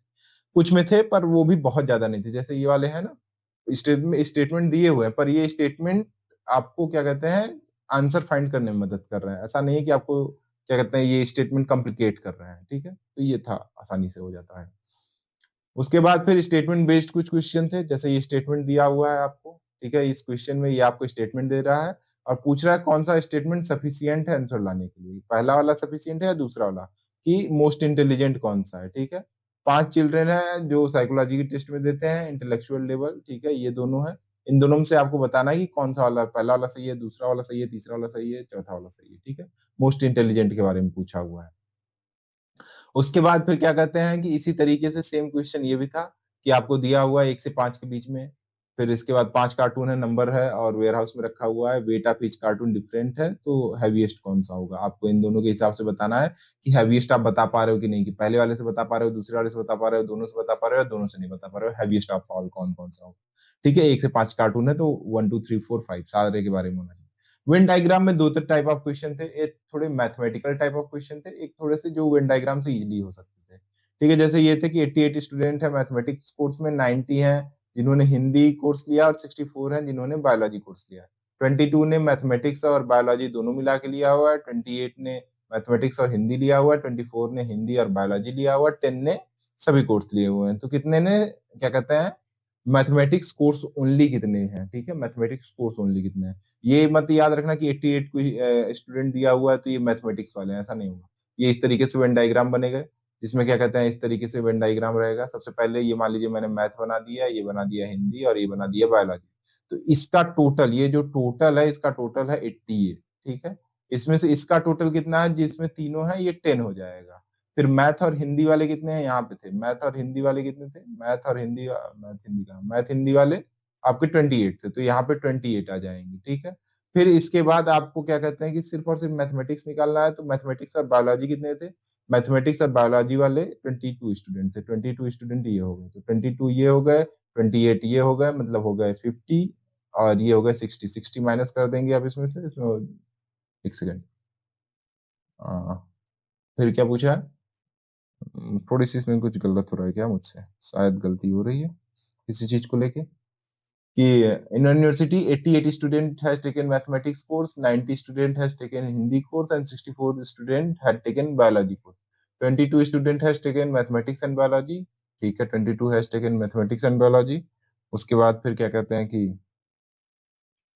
उसके बाद फिर क्या कहते हैं कि आपका हो रहा है 22 ये हो गया, 28 ये हो गया, फिर इसके बाद ठीक है, ये भी ठीक है, ये भी ठीक है, तो इसमें गलत कहाँ हो जा रहा है, आपका हो जा रहा है ये वाला गलत, अच्छा अच्छा अच्छा अच्छा अच्छा अच्छा, 28 22, फिर अगर हम इसको करेंगे तो ये हो जाएगा आपका, अगर मैथ बायो को देखें 22 है, मैथ हिंदी 28 है, बायोलॉजी 24 है, ऑल 3 10 है, अच्छा ऑल 3 10 है, रुक जाइए माइनस का, ये ऑल 3 10 है और मैथ और हिंदी 28 है तो ये 18 हो जाएगा ना, और मैथ और बायोलॉजी 22 है तो ये 12 हो जाएगा, तो 18 12 30 40 हो जाएगा, 30 हो जाएगा, 30 के बाद फिर ये 40 हो जाएगा, 40 माइनस करेंगे, इसमें 60 है, 40 माइनस करेंगे, 48 आंसर आ जाएगा। कहाँ गया 48, ये डी ऑप्शन। तो इस तरीके से हो जाएगा, देखिए दिमाग में पढ़ा रहा हूँ यहाँ पे बिना स्ट्रेस के, तो मेरा दिमाग नहीं काम कर रहा है। आप सोचिए उतने स्ट्रेस में पेपर देना है, थोड़ा भी चीजें गड़बड़ नहीं होनी चाहिए। मतलब मैं भूल जा रहा हूँ क्या करना। उसी तरीके से कुछ इस तरीके से था कि 66 एंजॉय करते हैं, रॉक 62, ये थोड़ा सा इजी टाइप था, पर इसको आप प्रैक्टिस कर लोगे तो आसान हो जाएगा। ठीक है, उसी तरीके से वेन डायग्राम से करना इजी रहेगा। उसके बाद फिर ऐसे 140 स्टूडेंट है, 80 को मैथ अच्छी लगती है, 88 को साइंस अच्छी लगती है, 30 को बोथ अच्छी लगती है, तो आइदर मैथ और साइंस वाले कितने हैं, तो इस तरीके से फाइंड करना था। उसी तरीके से 147 फुटबॉल खेलते हैं, 155 हॉकी खेलते हैं, 160 क्रिकेट खेलते हैं, 36 फुटबॉल हॉकी खेलते हैं, 44 फुटबॉल क्रिकेट खेलते हैं और ये हॉकी खेलते हैं। तो ये सिर्फ टाइप एक ही टाइप के सारे क्वेश्चन थे वेन डायग्राम में, और लगभग 4 क्वेश्चन ही थे पूरे वेन डायग्राम में 8 शिफ्ट में, तो आप समझ सकते हो कि बहुत इंपॉर्टेंट टॉपिक नहीं है, पर हाँ थोड़ी प्रैक्टिस हो जाएगी तो हो जाएगा। स्टेटमेंट एंड कंक्लूजन, ये आपका क्या कहते हैं, स्टेटमेंट एंड कंक्लूजन से इंपॉर्टेंट, आप इसको स्लॉक्स कर सकते हो। अरे यार स्लॉक्स, ठीक है, ये स्लॉक्स था। ठीक है, ये स्लॉक्स के क्वेश्चन थे। तो स्लॉक्स के क्वेश्चन कुछ इस तरीके से थे जिसको आप आसानी से कर सकते हो। इसमें बहुत ज्यादा नहीं था, पर हाँ ठीक था कि कुछ बुरे अच्छे हैं, कुछ अच्छे बुरे हैं, तो इस तरीके से अच्छे बुरे अगर आप ऐसे करते हो 50-50 करते हो तो आप 50-50 वाला लगा लेना। ठीक है, सम 50-50 ये वाला हो जाएगा, सम बैड आर क्यूट 50-50 ये हो जाएगा। फिर इसके बाद कंक्लूजन निकालना था, नॉट क्यूट और क्या कहते हैं, ये नॉट वाला ऑप्शन थोड़ा ध्यान देना, नॉट क्यूट वाला और नाइ क्या कहते हैं और गुड वाला, ये वाला तो इजी हो जाएगा कि ये वाला आराम से क्या कहते हैं हो जाएगा, नहीं होगा अगर ऑप्शन क्या कहते हैं नहीं मिल रहा है तो। इस तरीके से आपको निकालना था जो भी था इसका आंसर।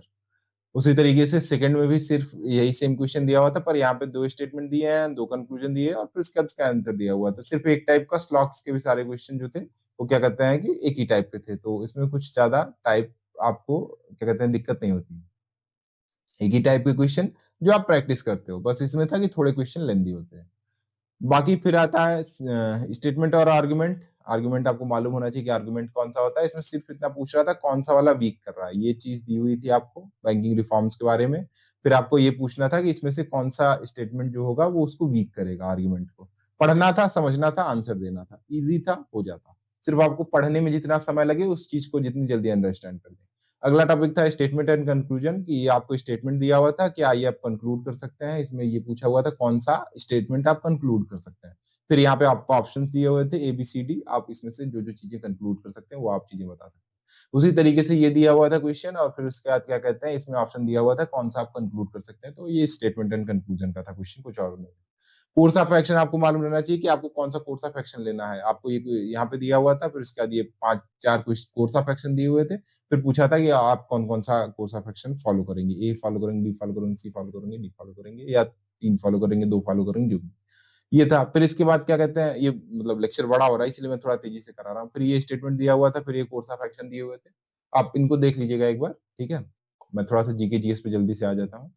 हाँ, तो जीके जीएस का मतलब सबसे इंपॉर्टेंट पॉइंट है, आपको मालूम रहना चाहिए जीके जीएस काफी इंपॉर्टेंट सेक्शन, बहुत ही इंपॉर्टेंट क्वेश्चंस, आपको सभी चीजें मालूम रहनी चाहिए। कई लोग इकोनॉमिक्स और सेंसस अलग अलग करके पढ़ाते हैं, पर मैं मानता हूँ इकोनॉमिक्स का ही पार्ट है सेंसस, तो इकोनॉमिक्स और सेंसस आप या ज्योग्राफी में डेमोग्राफी के साथ जोड़ सकते हो, या इकोनॉमिक्स में सेंसस हम लोग पढ़ते हैं यूपीएससी में, तो इकोनॉमिक्स में सेंसस मिला के 29 क्वेश्चन आए थे, जिसमें से कुछ क्वेश्चन करंट अफेयर बेस्ड भी थे। यहाँ पे 2 सेक्शन है, 40 क्वेश्चन टोटल होते हैं। ठीक है, एक सेक्शन में 20 क्वेश्चन होते हैं, दोनों सेक्शन में 20 क्वेश्चन होते हैं, जीके जीएस में 20 होते हैं करंट अफेयर में। तो करंट अफेयर किस में आया था, इकोनॉमिक्स में करंट अफेयर आया था, आपका पॉलिटी में करंट अफेयर आया था, आपका गवर्नमेंट स्कीम करंट अफेयर से आई थी, और करंट अफेयर तो करंट अफेयर है ही। उसके बाद फिर क्या कहते हैं कि मिसलिनियस में भी कुछ करंट के ही टॉपिक थे। तो ये आपके टॉपिक हैं जीके जीएस और करंट अफेयर वाले। इकोनॉमिक्स से सबसे ज्यादा नंबर ऑफ क्वेश्चन आए थे, ज्योग्राफी से भी थोड़े क्वेश्चन आए थे, हिस्ट्री अगर तीनों मिला दी जाए तो अगर एंशियंट मिडिवल देखा जाए तो ज्यादा है, पर मॉडर्न इंडियन हिस्ट्री का वेटेज कम था। पॉलिटी से सबसे ज्यादा नंबर ऑफ क्वेश्चन आए थे, और करंट अफेयर भी यहीं से सबसे ज्यादा आया था, कौन सा बिल पास हुआ, कौन कौन से समय उस बिल में क्या था, कौन सा। फिर अगर पॉलिटी में ही बात करें तो स्कीम्स भी आती हैं, गवर्नमेंट स्कीम्स हम इसमें ही इंक्लूड करके पढ़ते हैं, तो ये पॉलिटी का ही पार्ट हम मान लेते हैं। फिर करंट अफेयर के कुछ क्वेश्चन थे डायरेक्टली न्यूज में कोई कुछ रहा हो। फिर आर्ट एंड कल्चर के कुछ क्वेश्चन थे, कुछ फेस्टिवल्स पे क्वेश्चन आ गया था एक, पता नहीं कहाँ से, कुछ मिसलेनियस टॉपिक से क्वेश्चन थे। तो ये था हमारा करंट अफेयर वाला सेक्शन। अब इसमें इकोनॉमिक्स में किस तरीके के क्वेश्चन आए थे, पॉलिटी में, ज्योग्राफी में, सारी क्वेश्चन को देख लीजिए। इकोनॉमिक्स में कुछ क्वेश्चन डायरेक्टली आए थे, जैसे आपको मालूम होगा नेट इनडायरेक्ट टैक्स कौन सा होता है, नेशनल डिस्पोजेबल इनकम होता है, ये तो मतलब बच्चा बच्चा जानता है जो इकोनॉमिक्स पढ़ना स्टार्ट करता है। तो ये एक डायरेक्ट क्वेश्चन था, ठीक, डायरेक्ट क्वेश्चन था, ये इजी था, आता है तो हो गया, नहीं तो नहीं हो गया। इसीलिए मैं बोलता हूँ ना जीके जीएस और इंग्लिश वाला सेक्शन पहले करो, क्योंकि भैया अगर मुझे किसी का साइनो आता है तो वो तो मैं कर लूंगा, नहीं तो नहीं कर पाऊंगा, तो उसको छोड़ो और आगे बढ़ो। उसी तरीके से आपको मालूम है net indirect tax national disposable income होती है, आपको मालूम है तो कर लोगे, नहीं तो नहीं कर पाओगे। उसी तरीके से फिर यहाँ पे देखिए ये कंपोनेंट एसडीआई के बारे में पूछा था, उस समय एसडीआई के इंडिकेटर्स हमेशा न्यूज में रहते हैं, तो ये करंट अफेयर बेस्ड क्वेश्चन पूछा हुआ था, करंट अफेयर बेस्ड था कि एसडीआई क्या करता है क्या नहीं करता है, उसके हिसाब से क्वेश्चन पूछा हुआ था। फिर ऑप्शन कौन कौन से सही है, ये थोड़ा सा देख रहे हो यूपीएससी बेस्ड है। उसी तरीके से फिर देखिए सेंसस से एक डायरेक्ट क्वेश्चन पूछ लिया एकदम कि आपको सेंसस याद रहेगा तो आप बता पाओगे कि हाईएस्ट मेल लिटरेसी कहाँ है, हाईएस्ट फीमेल लिटरेसी कहाँ है। तो हाईएस्ट मेल लिटरेसी सब लोग जानते हैं कि गोवा में है, ठीक है, और सबसे ज्यादा लिटरेसी हमारी केरला में है।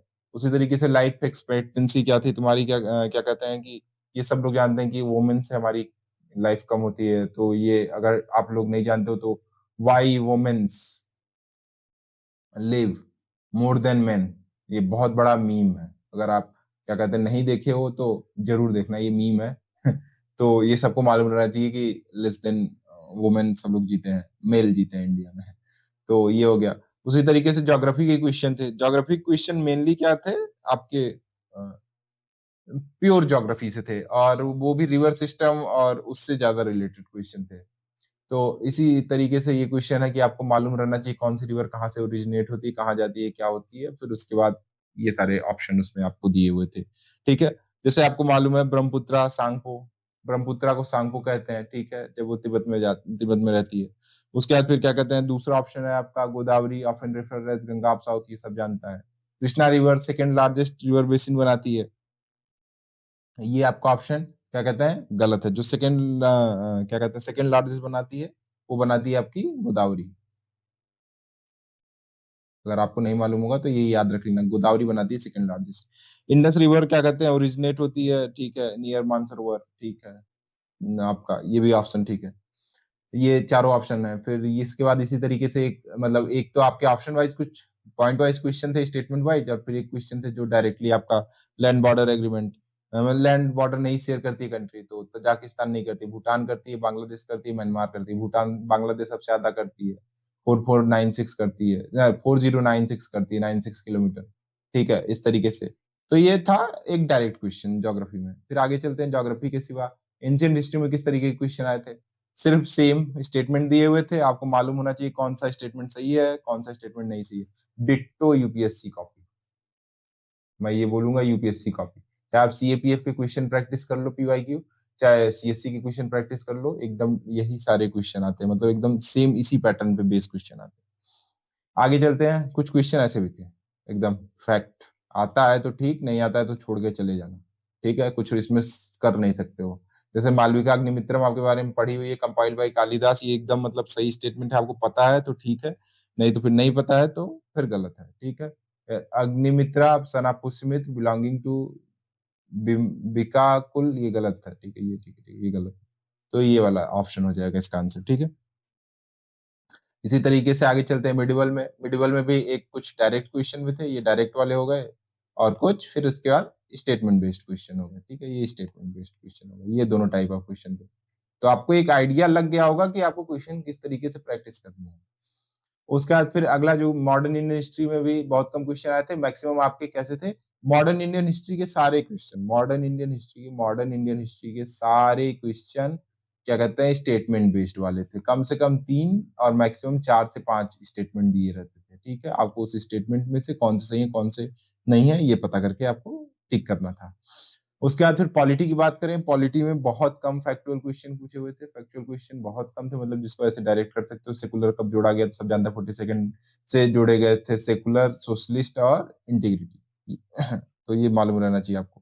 फिर उसके बाद प्राइम मिनिस्टर के बारे में बताया हुआ है, the president has the power to grant pardon under article 72, ये सब जानता है, ये 73 नहीं होगा।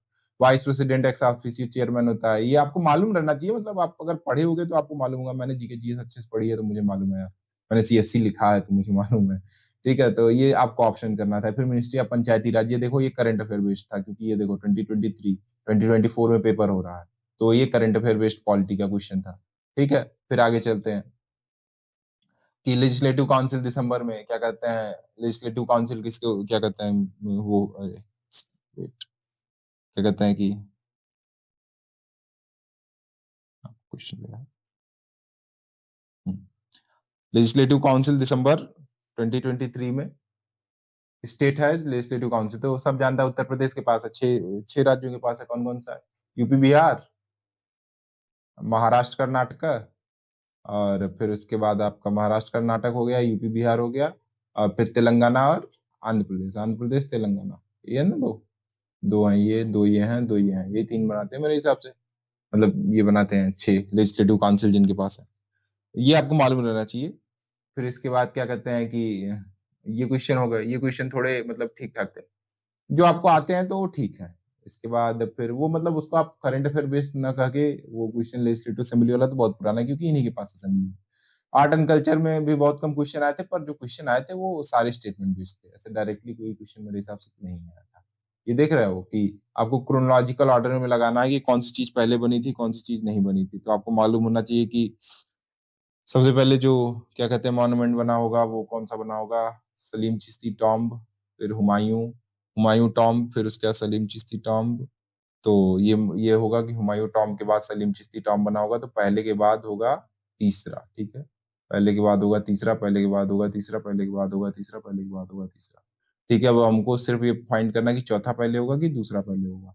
ठीक है, तो अगर हम बात करें तो ये राबिया दुरानी टॉम्ब औरंगाबाद, ये शायद सबसे पहला होगा। ठीक है, क्रोनोलॉजिकल ऑर्डर में, हाँ ये वाला होगा आंसर।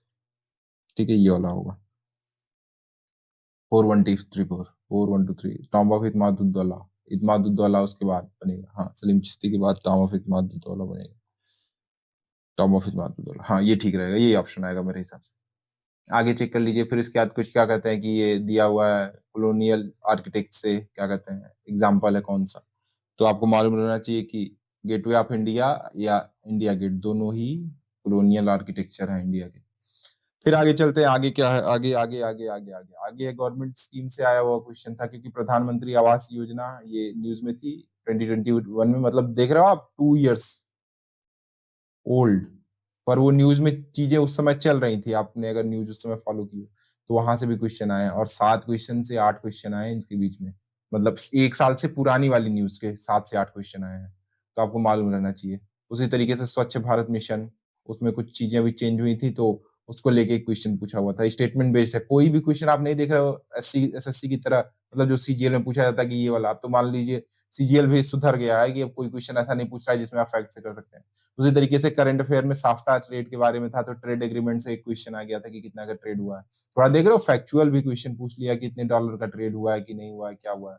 उसके बाद फिर क्या कहते हैं कुडनकुलम न्यूक्लियर पावर प्रोजेक्ट भी क्या कहते हैं न्यूज में था, यहाँ पे 175 किलोवाट का हम लोगों ने किया, ये तो सब लोग चिल्लाते रहते। तो ये था कैपेसिटी, ठीक है। उसके बाद फिर आगे चलते हैं, ministry of road transport highway के बारे में था, ये 3 स्टेटमेंट दिए हुए थे, कौन सा वाला लगाया है कौन सा नहीं लगाया है। जैसे अभी मान लीजिए पूछ सकता है कि इथेनॉल E20 के बारे में कुछ, कोई मान लीजिए जीएसटी का स्लैब चेंज हुआ है उसके बारे में कुछ। ये सारे क्वेश्चंस मतलब एक्सपेक्टेड लाइंस पे हैं। तो ये था पूरा एनालिसिस। अब आप कहोगे मैथ कहाँ है, तो भैया मुझे मैथ नहीं आती है। मैं सही बताऊं तो यार, मुझे मैथ का जीरो भी नहीं आता है। मैंने किस तरीके से एसएससी क्वालिफाई की है वो मैं ही जानता हूँ। ठीक है, मैंने एसएससी तभी क्वालिफाई की जब उसमें मैथ क्या कहते हैं कि नंबर ऑफ मैथ कम हो गए, नहीं तो पहले मैं एसएससी नहीं क्वालिफाई कर पाता था। तो इसीलिए ये मैंने एक तरीके से आपको एग्जाम पैटर्न बता दिया, पूरा एग्जाम पैटर्न बता दिया कि इस तरीके से आपको एग्जाम देखना है, आपको इस तरीके के क्वेश्चंस प्रैक्टिस करने हैं, आपको इस तरीके के क्वेश्चंस प्रैक्टिस करने हैं। और आपको अगर कोई कोर्स चाहिए, अगर आप चाहते हो कि मैं पढ़ाऊं इसी तरीके से, जिस तरीके से मैंने इस क्वेश्चंस को डिजाइन किया है, इसमें फिर कौन सी चीजें हो जाती हैं, तो मैं कहूंगा बिगनर्स आप जाओ टेलीग्राम पे, टेलीग्राम है @स्टडी टू क्वालिफाई, बस इतना ही डाल देना, स्टडी टू क्वालिफाई, मेरा ही टेलीग्राम आ जाएगा। उस पे आप अपना कोर्स का नाम आपको जो चाहिए, मतलब आप जो तैयारी करना चाहते हो, कौन से ईयर में करनी है। मैं तो चाहता हूँ यार 2026 में जो भी मुझसे जुड़ेगा ना यार, 2026 तक मैं उसको जॉब गारंटी करता हूँ कि दिला दूंगा। जो भी एग्जाम मैंने दिए हैं उसमें देख लेना मैंने कौन कौन से एग्जाम क्लियर किए हुए हैं, ठीक है। उसके बाद आप बता दोगे कि आपको कब से कोर्स चाहिए। अभी मान लो आपका कोई एग्जाम है कि मुझे इस इतने समय के बाद से कोर्स चाहिए, तो मैं वो कोर्स डिजाइन कर दूंगा, रिकॉर्ड कर लूंगा, फिर आपको वो चीजें पढ़ा दूंगा। तो ये था। आपको कोई भी क्वेरी हो तो आप क्या कहते हैं कमेंट बॉक्स में ड्रॉप कर सकते हो। और उसके बाद आज के लिए सिर्फ इतना ही। बहुत बहुत थैंक यू, बहुत बहुत बहुत बहुत शुक्रिया।